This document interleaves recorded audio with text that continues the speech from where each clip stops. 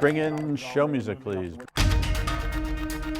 Hi, I'm CNBC producer Katie Kramer. Today on Squawk Pod, Nvidia CEO Jensen Huang. Our chips are quite special. We're the only company in the world today that builds all of the chips inside an AI infrastructure. Just as bold-faced as his $4.5 trillion chipmaker are the companies it has invested in: OpenAI, XAI, Coreweave. We've made some really terrific investments, and largely my only regret is that we didn't invest more. Nvidia has a lot of cash. Yes. And you got to figure out how you want to push that back out. Jensen Huang's regrets. Are there some? And his vision for the future of intelligence. There's just an incredibly large set of new companies that are enabled by this revolutionary technology called AI. And so these new companies are going to be future giants, and it would be great to be part of them, support their growth. Nvidia is on the front lines of the AI race against China, and the man who's been CEO there more than 30 years says it's a close one. China's well ahead of us on energy. We are way ahead on chips. They're right there on infrastructure. They're right there on AI models. That big interview coming up. Plus, we're on day 8 of a government shutdown, and gold hits a record high. It's Wednesday, October 8th, 2025. Squawk Pod begins right now. Stand Becky by in 3, 2, 1. Cue it, please. Good morning, everyone. Welcome to Squawk Box right here on CNBC. We're live from the NASDAQ market site in Times Square. I'm Becky Quick along with Mike Santoli. Joe and Andrew are off today. Mike, welcome back. Yes, Good to have you exciting here. stuff. Thank you. Yeah, a rare day of declines for the markets yesterday. It was a pullback, but not a significant It one. was a little bit of a wobble. It probably felt worse than it was because the market has been so smoothly going higher. And yes, we mentioned that Oracle story gave a little bit of a gut check to some of the AI-focused names. To me, more representation of how on edge people are, but how far some stocks have moved as opposed to the broader thesis. But, we'll talk about that. There was also some weakness in consumer areas like home builders. So, a little bit of a mixed message from the market. And then you've got gold adding to its recent gains. Mike pointed out yesterday when gold crossed above 4,000 for the very first time yesterday on this program. It closed yesterday above that $4,000, the level for the first time ever as well. If you've been watching from home, it's up by almost 55% for the year to date. And that has been pretty phenomenal because, it's acting like the safe haven. Bonds are not. Well, yes, and actually I think that's a big part of it, where bonds globally have lost their status as the reliable diversifier for a lot of people, or there's just too much government debt out there, and it feels as if you want to go with scarce gold. Now, though, it seems like it's also kind of a momentum trade. Yeah. There's also some interesting work showing when gold has its best runs during the global trading day, and it's European market hours, Asia market hours. So definitely the rest of the world is trying to find reasons to own more, top up their allocations, whether it's central banks or others. So we'll see. It's very, very stretched to the upside on a technical basis on every level. So, see if that matters in the short term. Well, just the climb for gold, if you look back at a longer term chart, it went from not moving much at all to moving very rapidly once you got into COVID, and once we've seen some of the problems that have advanced since then. But this move this year is pretty phenomenal. It hasn't moved like that since the 1970s. No, there's been this real steep acceleration in the price. And the other piece of it is it's happening while risk assets are very elevated as well, right? So we do have this sort of almost like the globe is saying we'll take a barbell approach. That's going to be our diversifier, but we want to invest in expensive, innovative companies on the other side. Yeah. Back in Washington, federal workers furloughed in the ongoing government shutdown could be at risk of permanently missing paychecks. Emily Wilkins joins us right now. She's got the latest on that front. And Emily, what day are we now in the shutdown? We're at day 8, Becky, and it's understandable. It kind of feels like Groundhog Day a bit around here. But look, at this point, the White House has been ramping up pressure, and Democrats, though, have so far been immune. In the White House, as you mentioned, they've taken threats to drastic steps during the shutdown. The Trump administration did say yesterday that they are considering not paying furloughed federal employees, something that, of course, could deepen the economic impact of the shutdown. And then again, yesterday, Trump said again that there would be massive federal layoffs. I'll be able to tell you that in 4 or 5 days if this keeps going on. If this keeps going on, it'll be substantial, and a lot of those jobs will never come back. Congressional Republicans, including Republican leaders, said they personally do not want to see furloughed workers go without pay. And you actually even saw some Republicans like Senator John Kennedy say that workers will get their back pay once the shutdown is over. We've always paid back pay to the military and federal workers, and Congress has already always appropriated the money, and we will this time. The Senate is going to vote again today to keep the government funded. We expect that vote early this afternoon. Of course, in previous votes, we have seen 3 Democrats and independents cross over to vote with Republicans. I think the big question today is if we're going to see any more or any fewer join Republicans this time around, or if we're still going to be stuck in the stalemate that we've been at for more than a week now. Guys? You know, what surprised me yesterday, Emily, was the idea that Angus King is now thinking about changing his vote and voting with the Democrats again on this. That would be, pushing us a little further apart than we had thought. The idea to this point had been that maybe some Democrats would feel some of this pressure and peel off. But what do you think is really happening on that front? Is this a situation where there is pressure that's building on some of these situations or not? And I know the Virginia race is being watched very closely for the impact there because of the number of government jobs in that state. Oh, absolutely, Becky. And I think this is what you're seeing with the White House right now, talking about these layoffs, talking about not paying federal workers. It's all stuff that is meant to put additional pressure on Democrats. At this point, they seem to be resisting. And I think part of that is because when you do talk with Republicans and Democrats about what Democrats want to see, an extension of these Affordable Care Act tax credits, you do see some movement on that. I mean, the other day, Trump coming out saying that he will work with Democrats in the halls of Congress. Almost every Republican who I talk to now seems to say, hey, yes, we are open to finding a workaround on this. Marjorie Taylor Greene coming out and saying that they need to be extended in some way, shape, or form. You have seen a bit of a shift in how Republicans are talking about these tax credits, talking about health care. You're just now at this point where Republicans say we're not going to go any further until the government is reopened, and Democrats saying, well, we're not sure we trust that you will come to the negotiating table if we give you the votes to reopen the government.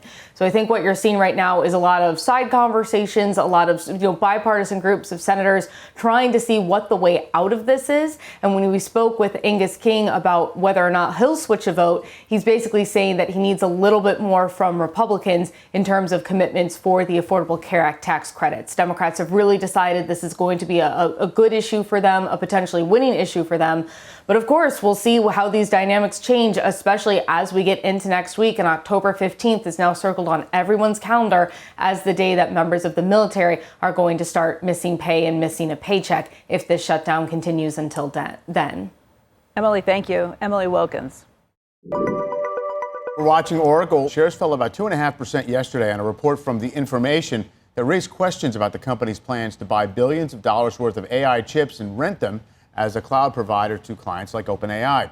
Oracle was down close to 7% at one point following that report. The Information report said Oracle had 14% gross margins on $900 million in sales in its Nvidia cloud business in the 3 months ending in August. Now, that's much lower than Oracle's overall gross margin of around 70%. The report said Oracle's recent transformation into a key cloud and AI company could run into profitability challenges because of the expense of Nvidia's chips and Oracle's aggressive pricing on its chip rentals. We will get into all of this when Nvidia CEO Jensen Huang joins us here live. You know, he spoke with Jim Kramer's investment club yesterday, and this was something that Jim brought up with him.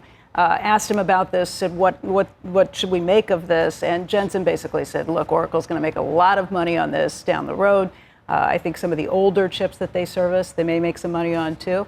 But that is a steep differential in the profit margins that they're seeing with this deal where they're renting those chips versus what Oracle normally would be seeing. There's no doubt about that. There was quickly, though, an assessment by the market itself, right? Down 7% and then a bid, because this is kind of the way new product cycles go. Right. Before you scale it, before it's mature, you actually are not reaping the same kind of profitability. But there have been concerns that Oracle's model and the Coreweaves, that those middlemen may not ultimately be, the biggest beneficiaries.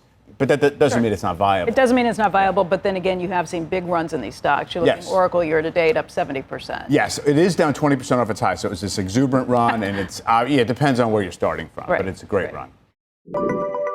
In the meantime, Dell CEO Michael Dell says that AI data center construction will eventually top out, but that moment hasn't come yet. Joining Closing Bell Overtime yesterday, Dell said that demand for computing power is currently, in his words, tremendous. I'm sure at some point there'll be too many of these things built, but we don't see any signs of that. And look, there have been periods in the past where there's like a digestion cycle, but based on the demand signal we see and what we're hearing from customers, we're watching, carefully understand what's going on.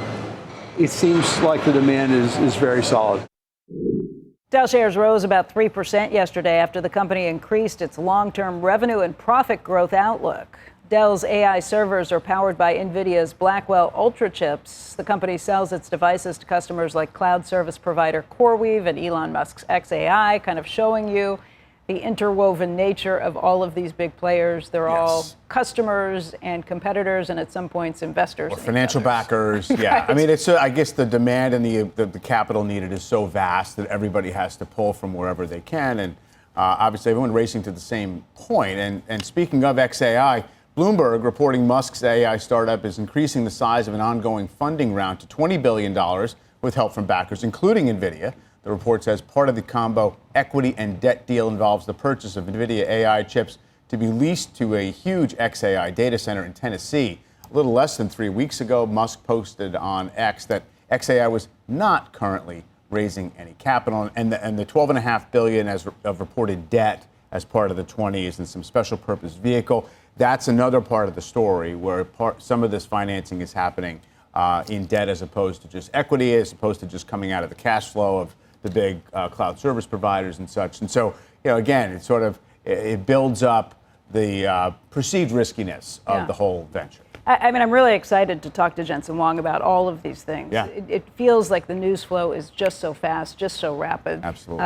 NVIDIA's front and center for everything that's happening in the AI world, so they're kind of living through this fire hose too, if not the ones who are actually pumping the water through the fire hose on some of these issues.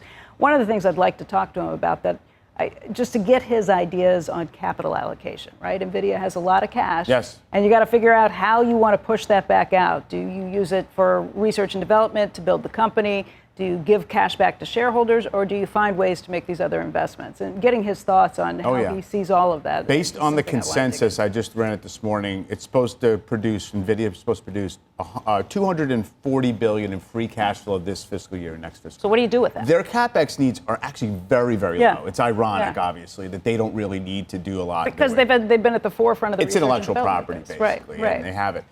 So yes, that's a huge question. What do you the do with CFO that? has said we'd rather just kind of accelerate the growth of the whole ecosystem as opposed to buy back a ton of stock or dividends. But the deals they cut are better than what anybody else can do. I would argue that NVIDIA's deal with OpenAI is much better than AMD's deal with AI. They're coming from an advantage. They have a better position that they can do it. They've got the cash flow and they can put it in. Yeah, it'd be great to anyway, get we'll his dig into all of thoughts this. on that. Well, Nvidia CEO Jensen Huang says his company will continue to sponsor H-1B worker visas despite a potentially large financial hit from the government. In a message to staffers seen by Business Insider, Huang said Nvidia will cover all costs associated with the visas. Those are set to balloon thanks to a new executive order from President Trump. The government will impose a new $100,000 fee on H-1B applications. In the memo to workers, Huang, who is himself an immigrant, said his company's success wouldn't be possible without immigration. We'll dig into this and much more when Jensen Huang joins us here live. Cheese will be next. Coming up, today's big interview, Nvidia CEO Jensen Huang, how he thinks about different kinds of artificial intelligence. Where the real value for enterprises and companies are is specialized intelligence. And where the value for consumers, general intelligence. His investments in Sam Altman's OpenAI and Elon Musk's XAI, and how the United States is stacking up to competition from China. Overall, I would say we're not far ahead. If you look at the entire stack, they're way ahead on energy. I am so happy that President Trump leaned into pro-growth, pro-energy growth, so that an entire industry above it could grow. We'll be right back.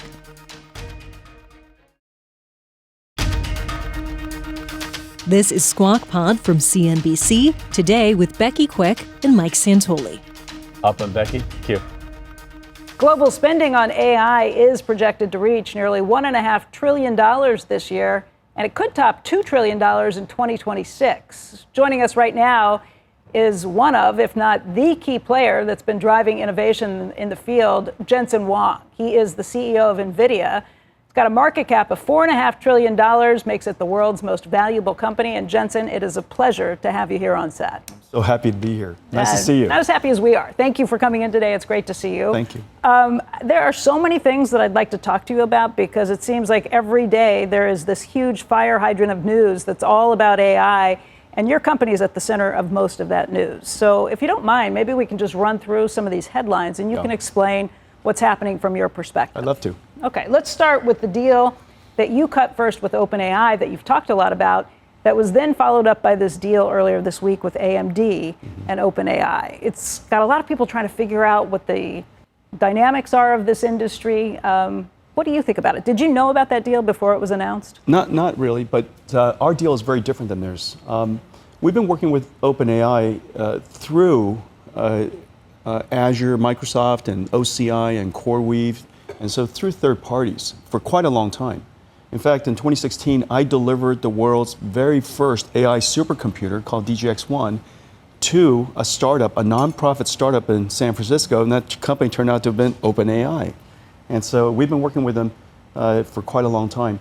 The OpenAI partnership is an addition to what we're already doing with them on the cloud.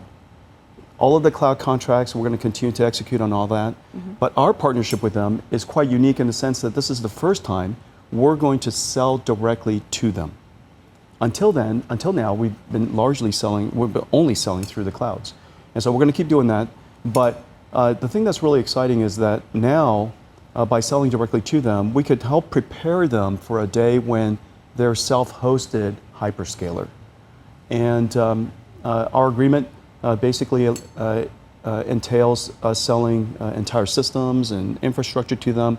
We're the only company in the world today that really focuses on building the entire AI infrastructure, from CPUs to GPUs to networking chips and switches of all kinds and all the software stacks that go along with that. And so we're quite a unique partner for them to be able to do this. I guess the question becomes, it's great for you to sell directly to them, but they don't have the money to buy it at this point. Is that why the deal was structured the way it is, where you'll get a stake in OpenAI over time? They don't have the money yet. Yeah. And the way that it's going to happen, for every gigawatt of AI factories, you're probably going to need about $50 to $60 billion for the land, power, and shell, and all the computing and networking and all that, everything that goes along with that.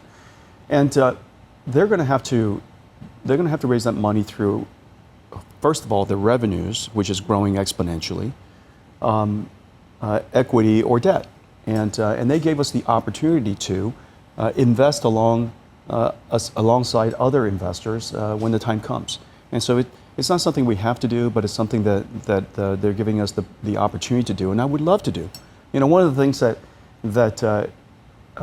we did, we invested in OpenAI early on. My only regret is that we didn't invest more. I mean, this is the most profitable, the most valuable startup company ever. And so this is a great opportunity. You mentioned that your deal is very different from AMD's. AMD is in a situation where they're basically giving away a big chunk of their company to be able to be a partner with OpenAI and sell them some of their goods. Is that how you read it? Yeah, I saw the deal. It's imaginative. It's unique and surprising. Considering they were so excited about their next generation product, I'm surprised that they would give away 10% of the company before they even built it. And so, anyhow, it's clever, I guess. Yeah, I wondered the same thing. And Lisa Su, who, by the way, is a distant cousin of yours, right? She's terrific. At AMD. Yeah, she's terrific. The way they've set this up, though, of giving it away, they're also making some big assumptions that their chips are going to be able to compete with your chips that are coming out down the road. Do you think that's the case? Well, our chips are quite special, and we're running really fast. We're the only company in the world today that builds all of the chips inside an AI infrastructure. And today, back when we first started, 5 years ago even, an Ampere chip or a Hopper chip is just one chip. Today, if you want to build one of these AI supercomputers, it takes a whole bunch of different types of chips to get the performance out of it because, Moore's law, the transistor itself is really slowing down. And we want to create those X factors of performance increase every single year. And we're delivering these new systems every single year. And every year it's multiple times faster than the last generation. In order for us to do that, we have to optimize the entire AI infrastructure. That supercomputer is the most complex computer the world's ever made. And we optimize across all of that, design new chips every year. So one chip alone is not probably going to be able to deliver the type of results we do. And, but anyways, they're a really good company and we take them very seriously and we just kind of have to keep running fast. Let's talk about vendor financing because that has been something that has raised a lot of questions on Wall Street since you cut this deal with OpenAI. Yesterday, Bloomberg is reporting that you have a $2 billion in financing that you're going to be involved with XAI to help them with these same stories. But this idea of circular financing, your customers can't afford to buy these chips yet, so you're going to help them out with money along the way.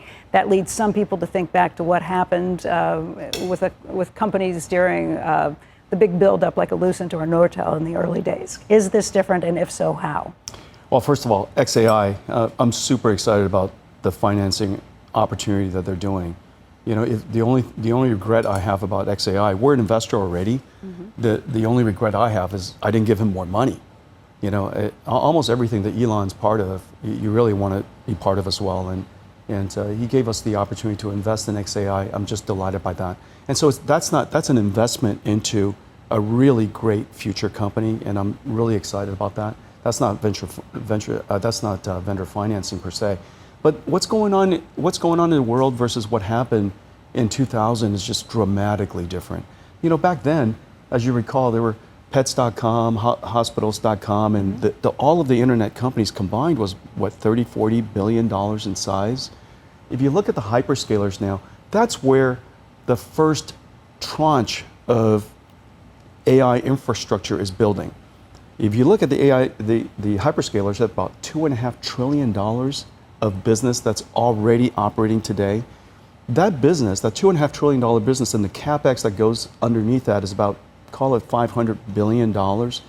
That transition from a classical CPU-based computing to now generative AI computing powered by GPUs, that transition is just starting. So we've got to build into $500 billion worth of capacity infrastructure that's already naturally growing by itself, and we're in the beginning phases of that. If you just look at Nvidia's AI infrastructure business, call it a couple of $100 billion so far, we're a couple of $100 billion into a multi-trillion dollar build out. So that's number one. The second part of it that's really unique is that we have a new generation of AI companies. The new AI companies like OpenAI and Anthropic and XAI and companies that are Thinking Machine Labs from Mira and Ilya Sutskever's SSI and Misha's company Reflection. And I mean, there's a whole bunch of amazing AI model builders now. This generation of AI model builders, what's happened in the last several months, a transition happened that is really, really important. For the last several years, they've been generating tokens, these AI tokens, basically at a loss. And the reason for that is because the early AI models they were super interesting, really captivated a lot of attention, but they weren't useful enough to pay for. The last several months, it's been very clear that the new technology is now reasoning, it's doing research. Before it answers a question, it goes on the web and studies other PDFs and websites. It can now use tools, generate information for you, and it creates responses that are really useful. I use it every day to the point where now the tokens are profitable. The question, though, is who is going to continue to pay for that build out? Is it the big companies like a Procter & Gamble? Is it consumers who are going to do this? I mean, my doctor showed me the AI that he's using, and it's incredibly helpful, but there's still a question about whether he's going to pay for it or the company he works for is going to pay for it. Well, hopefully both. I think there's the consumer part of it. A lot of OpenAI customers are consumers, and they're paying for it. But the thing that's really cool is that the enterprise AI build out that's happening now, my favorite enterprise AI service is Cursor. Cursor is an AI coder. And every one of our engineers, 100%, is now assisted by AI coders, and our productivity has gone up incredibly. And so you're now seeing enterprise AI companies like Cursor, Open Evidence, I love Lovable. All of these companies are some of the fastest growing companies in the world, and they address enterprise. And so enterprise AI is here. I wonder how you think about, Jensen, the ultimate destination where all this is actually building toward. I don't know, there was a post from David Kahn, he's a Sequoia partner, this week saying, look, AGI is the only thing that can justify the volumes of capital spending right now, artificial general intelligence. At the same time, many of the model builders and experts are pushing out the date where that maybe is going to be achievable. Meantime, you're talking about annual generations of chips. How fast do they depreciate? We're putting all this capital in these data centers that it's just not clear, like when we get to the end, or is it just a treadmill? We are going to have incredibly profitable and incredibly useful AIs long before AGI. Mm-hmm. And for example, right now, Cursor AI. Yeah. You know, Cursor's AI software coder is incredibly useful. All of our engineers use it. We have some 40,000 engineers. Almost every one of them are going to use it, and they're loving it. And so they're using it instead of something else, presumably, right? So these are displacing things. Yeah, they're not. This is a brand new thing. Yeah. Remember, AI, unlike previous technologies are tools that humans use. Excel is a tool that humans use.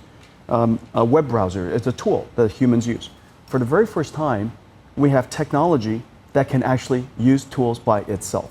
And so Cursor uses, Visual C++, and and now we have Gemini agents that are able to use the browser and browse for groceries or destinations or book travel for you, and it can use tools by itself. So this is really quite an extraordinary thing. This the tool industry is a few $1 trillion. Yeah.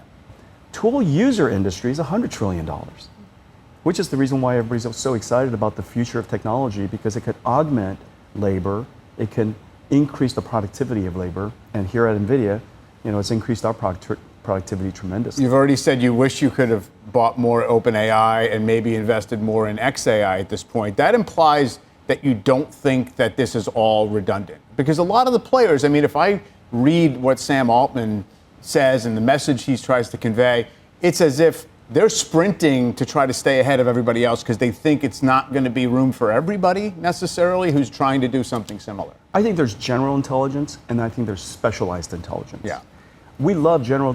When I hire engineers, I like them to be generally intelligent, and that's a great thing. But once they come to NVIDIA, we make them highly specialized intelligent, so that they could build things that NVIDIA needs. And so I think the idea of specialized intelligence versus generalized intelligence will continue to happen. And where the real value for enterprises and companies is specialized intelligence, and where the value for consumers, general intelligence. Hey, Jensen, let's talk a little bit about capital allocation and how you see that. Just back to those same points, that you wish you had more invested in OpenAI, you wish you had more invested in these other companies that you're kind of taking stakes in, like an XAI. You can do things with your money. You can choose to put it back into R&D. You probably don't need a ton with that right now. You can choose to build the company. You can choose to make acquisitions. You can choose to give shareholders back big dividends, or you can invest it yourself in other companies. And lately, what we've seen is a lot of investing in other companies. Do you have other deals like that planned in the works? We're always looking for great startups to invest in. One of my favorite ones was Coreweave. Right. My only regret is I didn't invest Add that to the list. enough. Yeah. And so in all of these investments that we've made recently, we've made some really terrific investments, and largely my only regret is that we didn't invest more. Because these are really special companies, and they're part of our ecosystem, building out the AI infrastructure for the world. And AI is several things. AI is energy, AI is chips, the models, and the applications. And so you could see NVIDIA, and you could look at me working across that entire stack of ecosystems around the world. And we need more energy, we need more chips, we need better models and more models, and we need a lot more applications. So what of your cash flow that you kick off, and Mike, I knew you ran the numbers, what is it? I was just looking at the consensus, like $240 billion in free cash flow this fiscal year and next is what is. So that's a lot of cash that you can choose to set to work. Mm-hmm. Do you look for other investments within the AI infrastructure? Do you look for ways to build out extra energy? Do you look for somebody in quantum computing to get to the next thing that you could buy? What's in your brain at this point? All of that. I'm excited about enterprise AI applications. And if I would have realized that the Cursor team was raising money before, I would have given them all my money. And so this is really terrific stuff. I'm excited about the work that Open Evidence is doing in helping digital nurses and digital with diagnosis. I'm excited about the work that Figure is doing in robotics. Wave is doing in self-driving cars. Wabi is doing in self-driving cars. And so there's just an incredibly large set of new companies that are enabled by this revolutionary technology called AI. And so these new companies are going to be future giants, and it would be great to be part of them, support their growth, and be part of that journey. There was an analyst who was on our program earlier this week, maybe it was late last week, who said after the OpenAI deal, they wondered how long it would take for the antitrust authorities to come looking at Nvidia.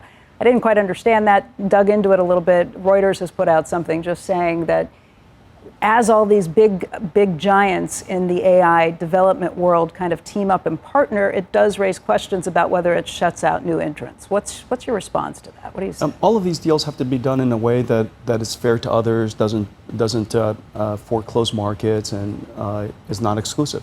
Yeah. And so the investment that we make in OpenAI, we don't make it a requirement that they use that investment to buy NVIDIA's technology. They could use it to do anything they like. And maybe the AMD deal that came just on the heels of that kind of proves that out, that it is not a single partnership that works on some of these things. There are no exclusivities. The goal is to advance the AI infrastructure, support their success, and in many of these cases, to be part of that incredible journey for us. And it's great returns on our money, of course, but our primary goal is just really to support them and help them grow the AI ecosystem. What again, you were surprised by the AMD deal, but you look at it very differently. Do you think as a competitive structure here, this puts like any pressure on anything that comes through?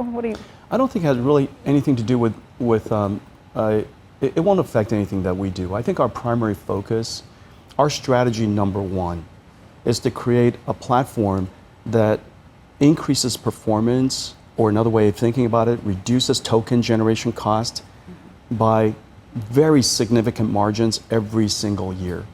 Now, of course, that pace of innovation puts pressure on the entire industry, all of our competitors and so on. But everybody benefits when we drive the cost of tokens down every single year. Between Blackwell and Hopper, we're going to drive down the cost of tokens 10 to 20 times. And so that's Moore's law, transistors alone would have driven it down by 20%. Yeah. So instead of 20%, it's 20 times. And we're going to do that again and again and again every single year. We could do it because we change every single chip in the data center. We change every single technology all at once. And so my focus and the company's focus is just to keep that pace going.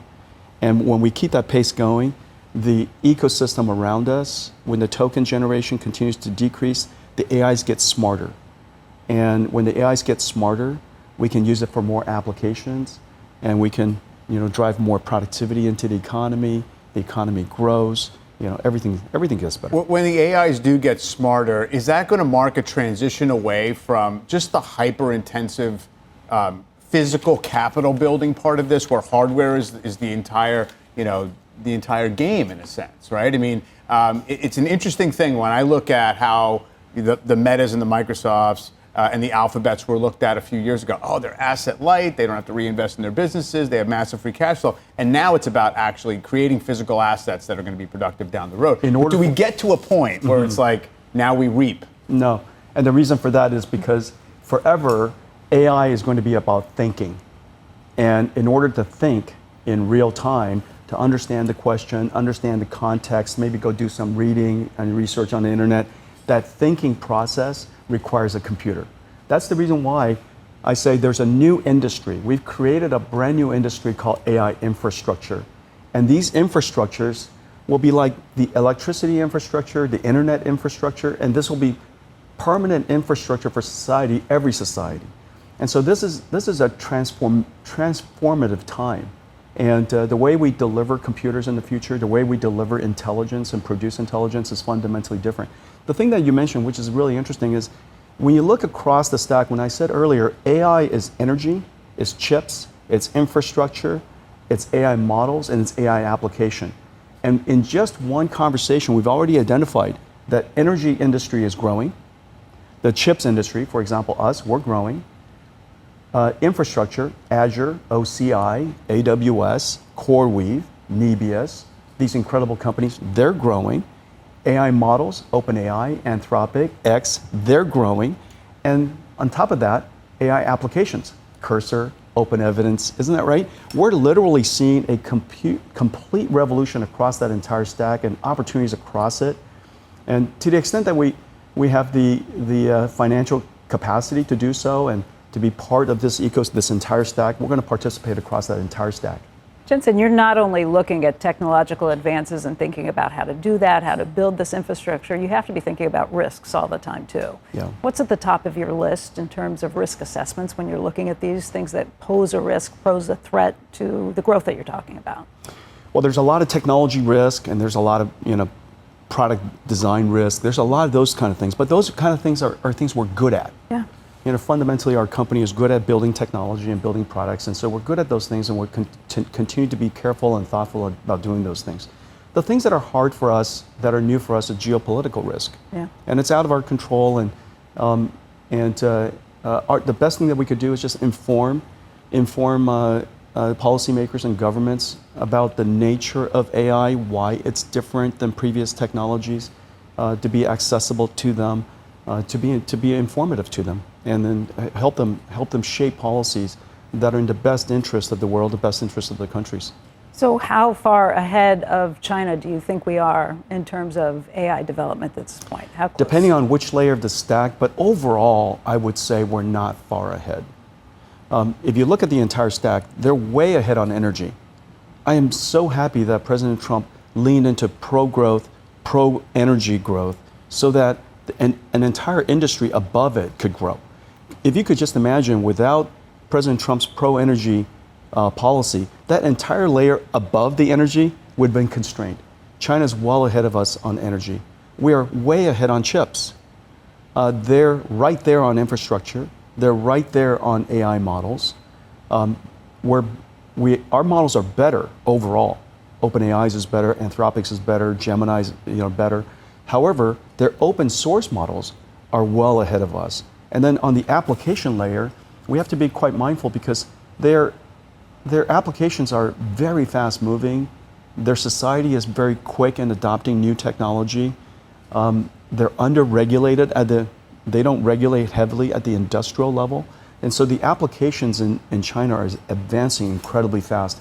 This is an area that I'm quite concerned about. I hope that American companies and American society are going to be fast in adopting AI applications, because ultimately this industrial revolution wins at the AI application layer, at the diffusion layer. There was an analyst just this week who said that he's anticipating China will get Nvidia's Blackwell chips by as early as next year. Do you think that's the case? If we are way ahead of them in chips, what should our strategy be? To give them better chips, or risk having them build their own chips that are better? But if we hold the advantage here, how do we, as Americans, think about this? That's right. This is where a nuanced strategy is necessary. And we have to take a step back. President Trump had a AI Action Plan Day. And that AI Action Plan Day, he was very clear, and it's a very thoughtful and very America win around the world strategy. Ultimately, he wants America to win the AI race. So the question, when you take a step back and ask yourself, what does that mean? At the chip level, you want to have the most advanced chips. We want to make sure that the United States and American allies have the most advanced access to the most advanced AI chips. On the other hand, in order to win the AI race, you need to have all of the world's AI developers to be building on your platform. Just as we would, if you're an app store, you would like all of the apps to run on your app store. If you're an operating system, you would like all the world's applications to run on your operating system. If you were a chip, an American tech stack, you want all of the world's AI developers to developing on your American tech stack. That's true whether we're here in the United States or whether it's developers in China.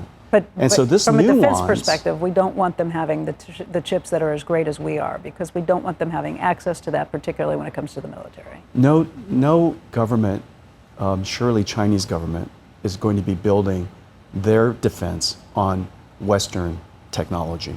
Nor does the Pentagon use Chinese chips to build our national security.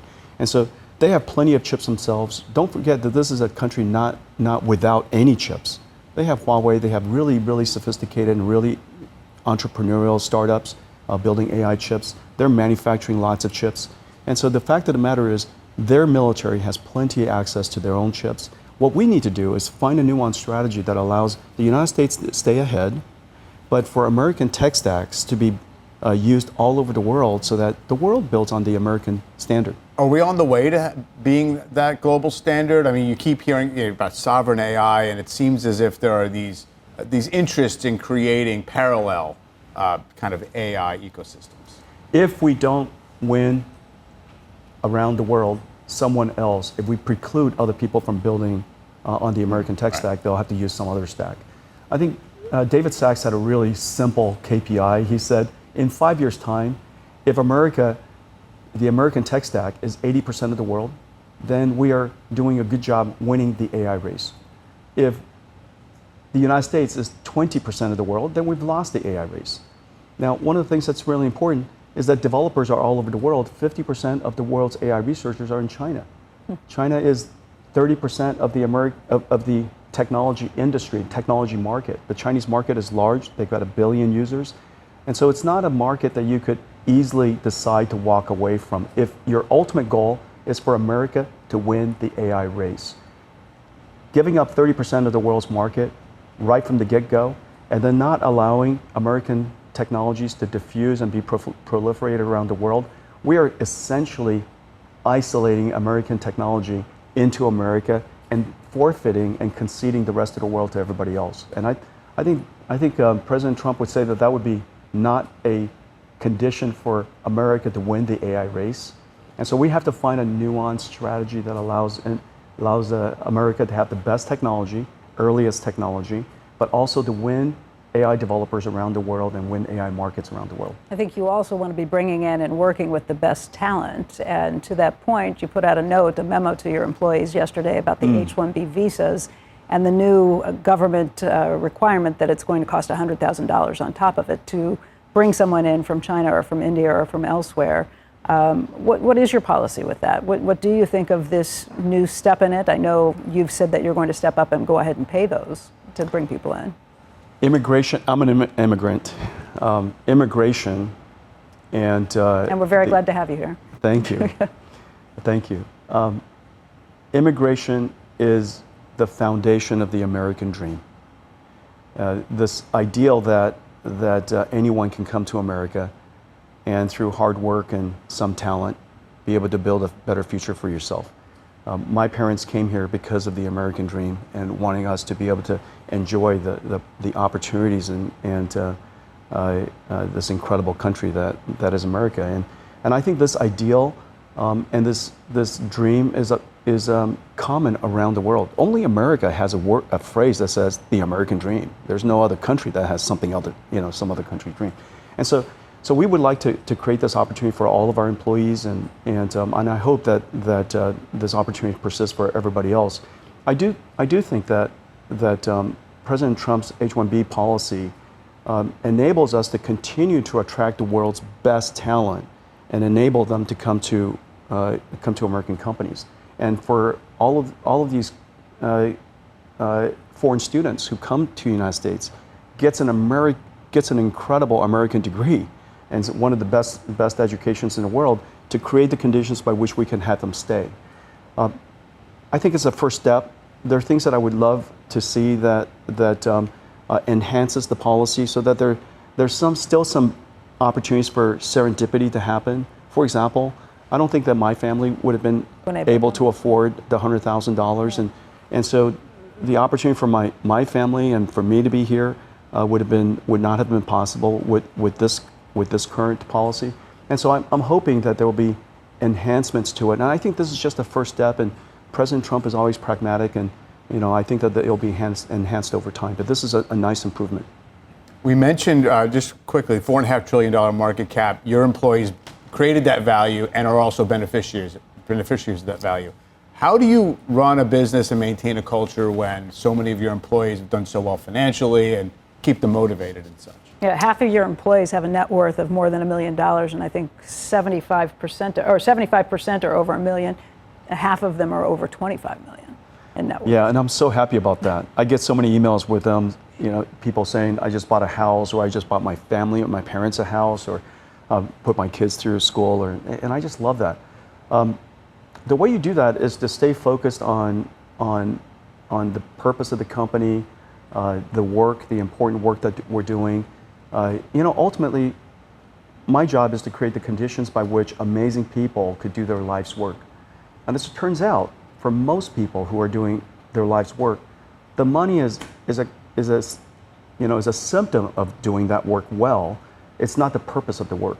And so long as the purpose of the work remains the same, for me, for example, I've been working hard for a long time, and it's been a long time since I've had to work, but I love the opportunity to be able to do work, and the company's in a place now where the work that we do could be really quite consequential for the world. We're building impactful technology that could revolutionize and transform just about every industry and every society. And so this is a time that none of us want to give up on. And so this is such a great opportunity for us. Can I ask you quickly about electricity? We've mentioned that several times. There was a Bloomberg report just in the last week or so that just said wholesale electricity prices are up by as much as 267% in areas that are near new data centers that have been built, that those costs are getting passed on to average consumers. First of all, do you think that's true? And second of all, what do we do about it? I'm not sure that's true. I'm not sure if it's true or not. But what we should do about it is to invest in power generation behind the meter.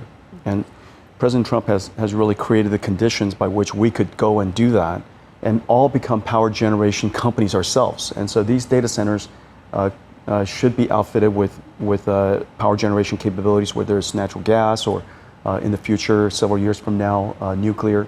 We should invest in just about every possible way of generating energy, and then even put it back onto the grid. And so that's the future. And data center self-generated power could move a lot faster than putting it on the grid. And we have to do that. We have to apply every possible form. Jensen, anything you wanted to talk about that you feel like you haven't gotten the chance to talk about? You get people asking you questions all the time. What do you not get to talk about? Well, let's see. What do investors most want to know from you, I guess? Good question. Investors, I would say the thing that is even quite surprising this year, particularly the last 6 months, demand of computing has gone up substantially. And this is what's happened. Because AI went from simple one-shot answers to these reasoning and thinking AI, the results are so good. But it uses exponential amounts of computing. But the interesting thing is, because they're so good, because they're so smart, and they use exponential amounts of computing, we're seeing exponential demand, which makes sense because the AIs are smart enough that everybody wants to use it. And so we now have two exponentials happening at the same time. Demand for Blackwell is really, really high, and we're working hard to get everybody online and get AI to the next level. But I think we're at the beginning of a new build-out, beginning of a new industrial revolution, and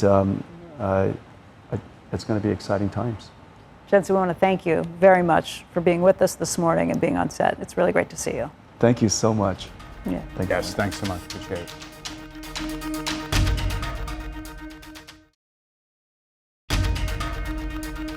And that is the pod for today. Thank you for listening.